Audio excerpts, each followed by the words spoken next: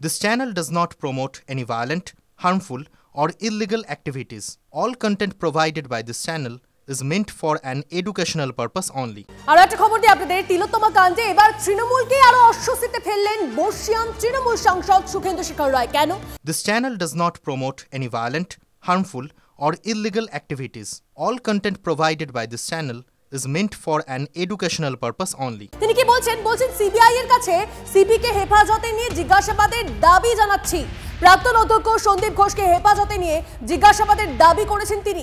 Social মিডিয়ায় বিস্ফোরক post করে তিনি বলেন, সিপি প্রাক্তন অধ্যক্ষকে হেফাজতে নিয়ে জেরা করুক সিবিআই। কারা আত্মহত্যার কথা রটিয়েছিল? কেন 3 দিন পরে ঘটনাস্থলে স্নিফার ডগ? কেন দেওয়াল ভাঙা হলো? এরকম শতাধিক প্রশ্ন আছে। দুজনকে হেফাজতে নিয়ে নিক সিবিআই, শতাধিক প্রশ্ন ঘুরে বেড়াচ্ছে। ওদের মুখ খোলান। কাদের প্রশ্রয়ের রায় এত প্রভাবশালী? জানতে চান সুখেন্দু শেখর রায়। সিবিআই এর কাছে স্বচ্ছতার সঙ্গে তদন্তের আবেদন সুখেন্দু শেখর রায়। কথা বলবো আমাদের সঙ্গে বিজেপি নেতা জগন্নাথ চট্টোপাধ্যায় রয়েছেন। জগন্নাথ বাবু, আপনারা শুনলেন যে কি ঠিক বলেছেন সুখেন্দু শেখর রায়। তিনি বলছেন যে সিবিআই এর কাছে সিপি কে হেফাজতে নিয়ে জিজ্ঞাসাবাদের দাবি জানাচ্ছেন তিনি। গোটা বিষয়টা কিভাবে দেখছেন? আরো তো চাপ বাড়ছে তৃণমূলের উপরই। দেখুন, যদি ওনার প্রথম যেটা করা উচিত, রাজ্যসভা দলটা ছেড়ে দিয়ে এই লেখাগুলি লেখা উচিত। আসলে তৃণমূলের মধ্যেই চিত্রনাট্য অনুযায়ী করছেন এবং জন্য অভিষেক বন্দ্যোপাধ্যায়কে খুশি করতে যা যা করার তাই তিনি করছেন।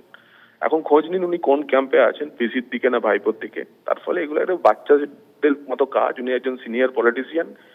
এইসব কথা মানায় যদি তৃণমূলটা উনি ছেড়ে দেন, তৃণমূলের মধ্যে থেকে এই বিরোধী স্বর তৈরি করে আসলে মানুষকে উনি কনফিউজ করার চেষ্টা করছেন এবং এটা রাজনীতি বলেই আমি মনে করছি। জগন্নাথবাবু, আপনার কি মনে হয় এই সিপি সন্দীপ ঘোষ তাদেরকে হেফাজতে নিয়ে জিজ্ঞাসাবাদ করলে কি আরো কিছু বিস্ফোরক তথ্য সামনে আসতে পারে?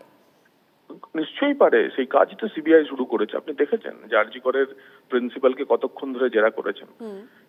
শান্তনু সেনও একই কথা বলছেন এবং সবাই জানে। আমরা তো আমাদের প্রেসিডেন্ট ডক্টর সুকান্ত মজুমদার তো আন্দোলনের দিনই প্রশ্ন তুলেছেন যে এসপিডি লোকটি কে, এই যে পশ্চিমবঙ্গের স্বাস্থ্য মাফিয়া ডক্টর দাস বা ডক্টর দত্ত, এসপি দত্ত, এই লোকটি কে?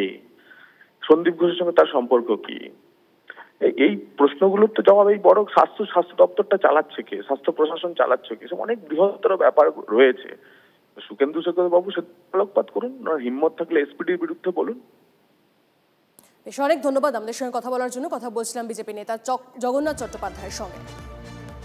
যে খবরের দিকে আমরা নজর রেখেছি, তিলোত্তমা কাণ্ডে এবার তৃণমূলকে অস্বস্তিতে ফেললেন বর্ষিয়ান তৃণমূল সাংসদ সুখেন্দু শেখর রায়। সিবিআই এর কাছে সিপিকে হেফাজতে নিয়ে জিজ্ঞাসাবাদের দাবি জানিয়েছেন সুখেন্দু শেখর রায়।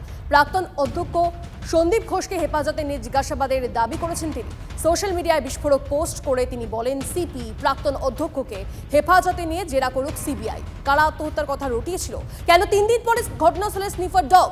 কেন দেওয়াল ভাঙা হলো? এরকম শতাধিক প্রশ্ন আছে। দুজনকে হেফাজতে নিক সিবিআই, শতাধিক প্রশ্ন ঘুরে বেড়াচ্ছে। ওদের মুখ খোলান। কাদের প্রশ্রয়ের রায় এত প্রভাবশালী? জানতে চান সুখেন্দু শেখর রায়। সিবিআই এর কাছে স্বচ্ছতার সঙ্গে তদন্তের আবেদন সুখেন্দু শেখর রায়।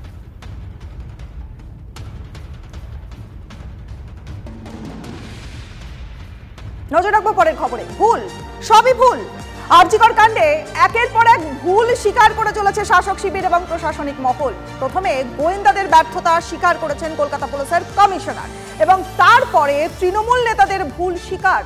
আরজি কর কাণ্ডে গোড়ায় কি গলদ? গোড়ায় গলদ মেনে নিলেন কুণাল ঘোষ। তিলোত্তমার দেহ উদ্ধারের পর একের পর এক ভুল পদক্ষেপ স্বীকার করে নিলেন তৃণমূল নেতা। এমন দু একটা পদক্ষেপ হয়ে গিয়েছে যে পদক্ষেপে মানুষ ভুল বুঝছেন এবং বাম রামের চক্রান্তে সেই ভুল বোঝাটাকে বিকৃত রাজনৈতিক কুৎসায় নিয়ে যাওয়া হয়েছে।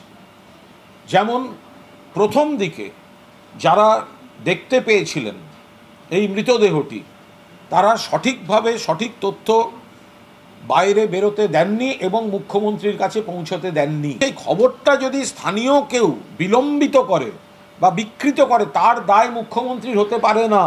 স্থানীয় স্তরে গাফিলতি ছিল, ভুল হয়েছে বলে খবর আসছে। যে অধ্যক্ষকে ঘিরে বিতর্ক সন্দীপ ঘোষ, আরজি কর থেকে অপসারণের পর তড়িঘড়ি ন্যাশনালে নিযুক্ত হওয়া, এটাই মানুষ ভুল বুঝেছেন।